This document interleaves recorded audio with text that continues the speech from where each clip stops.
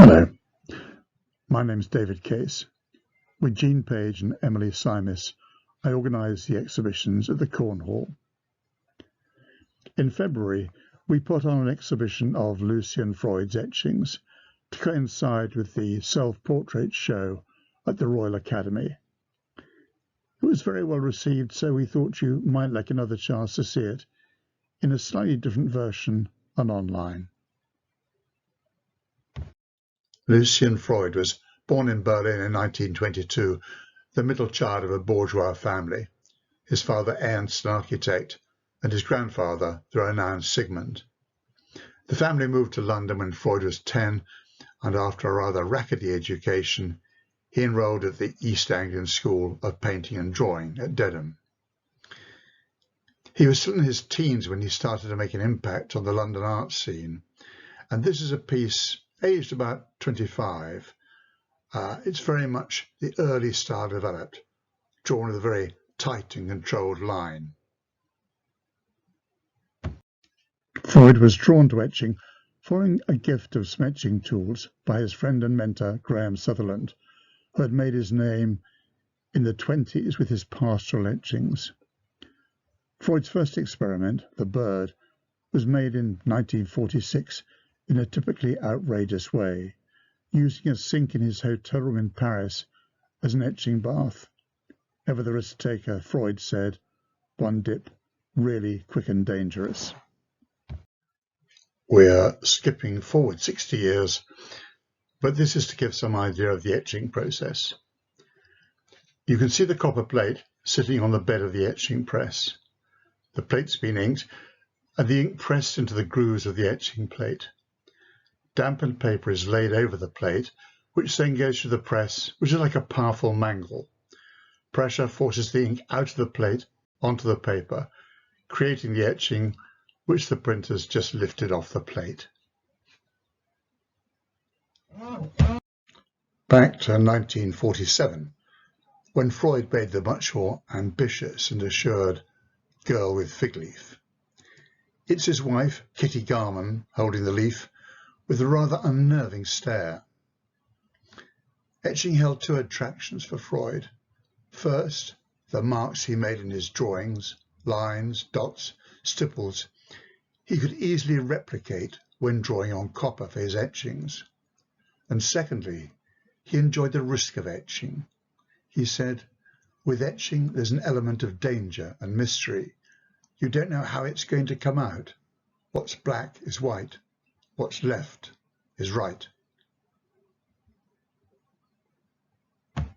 This is the masterpiece of Freud's early etchings.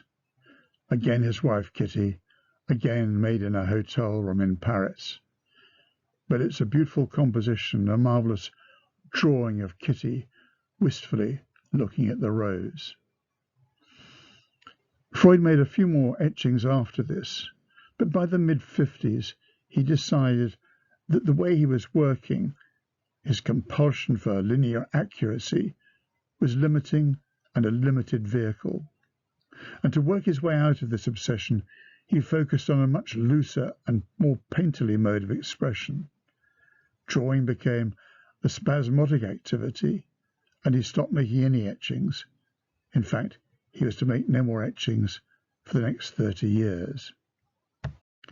Freud's return to etching was unromantic, unprompted by the need to help finance the first major monograph on him by the renowned art historian Lawrence Gowing. He made 15 etchings in 1982 and selected 4 to go with the deluxe version of the book. The painter's mother is a striking portrait of his mother and was one of these selected. Despite their difficult relationship, which was largely of Freud's making, the images of his mother are remarkably tender.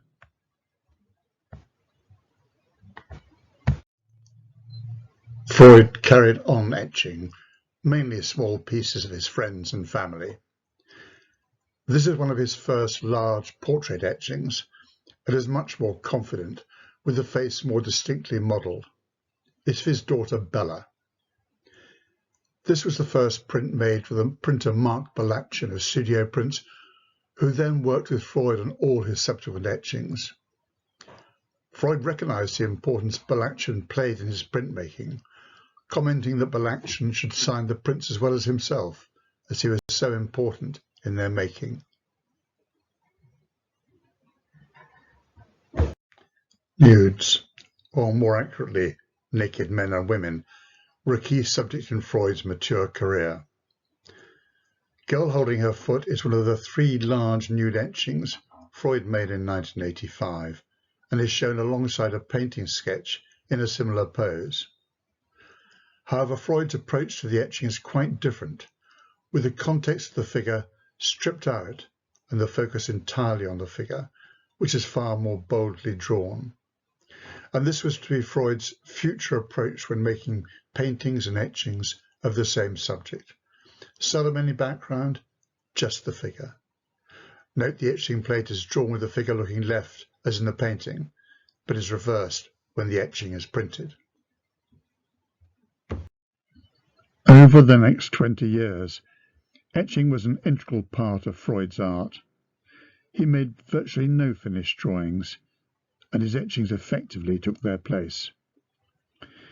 Freud always worked from life in his etchings and in his paintings. I've included this, which is a shot of Freud's studio, to show the etching plate actually there on the easel instead of a canvas. And this is the etching plate of Eli, who was his assistant David Dawson's whippet. And on the next slide, you can see the etching itself. So this is the etching from the plate. Freud loved dogs. He had a whippet himself, Pluto, and he had a great rapport with animals, perhaps more than he had with humans. They often appear in his work, sometimes with humans, but not as accessories or extensions, but fully their equal. Freud's etchings in the 90s and 2000s became rather more varied in subject. Freud commented, "The subject matter has always been dictated by the way my life has gone. I don't feel like staring at people or bodies all day." However, he did start a series of monumental portrait heads. This one is of one of his sons, Kai, and he continued to do this for the rest of his career. The plates are very much more than life size. This one is about 30 inches tall, so it's a massive image. Freud, like most artists, don't want outsiders to see them working. But David Dawson, his assistant, was in a privileged position and did a whole series of photographs of Freud's studio and Freud working in the studio. The studio was scruffy and it was Spartan, and it was all about painting.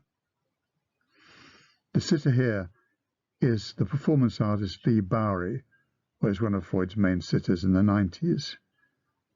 He was a huge man, and Freud revelled in his size and his presence. He also made several etchings of Bowery, and these follow. Freud made one of his monumental portrait heads of Bowery, emphasizing his size and power. But I've chosen a small etching. It's just about 10 inches wide, and it's a really unusual pose, with Bowery's head, arms and body compressed and bursting out of the plate. I think it's one of my favourites of all Freud's prints.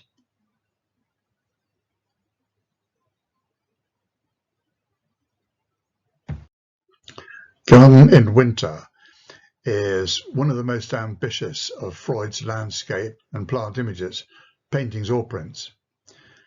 I've shown the etching plate on the right alongside the printed image. The plate's copper, which has been covered with a black ground which is acid resistant. The exposed copper shows the drawing, which the acid will bite and will become the black and white lines in the etching, but of course reversed. It's an extraordinary piece of work with a plate nearly 2 foot by 3, worked all over, but with no sense of depth or focus. You wonder how on earth the artist could anticipate how the print would turn out. The garden is Freud's back garden in Kensington, and, as ever, he worked from life. He worked it over 2 years, starting in winter. It was unfinished in the spring, and he had to wait until the following winter to complete it. Our final image is of the artist himself, made when he was in his mid-70s. His late self-portraits, paintings and the etching are pretty unsparing. Here the obsessively etched grooves recreate almost literally the pits and craters of a careworn face. Saturnine, almost belligerent, it's a marvellously powerful image and a fitting image to leave you with. Thank you.